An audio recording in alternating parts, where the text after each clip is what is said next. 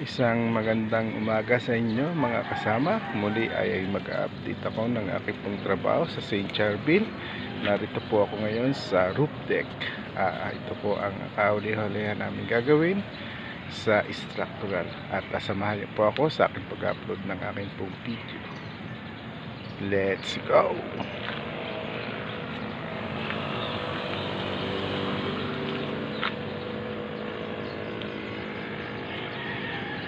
Ayan po, nakikita nyo ay gagawin naming hagdanan. Ang aming pong hagdanan ay ang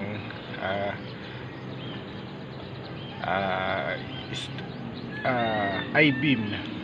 Ito po yung mga gagawin pa namin, mga poste, pupustihan.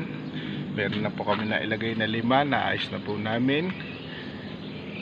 Patungo po ito sa paglalagay po ng beam.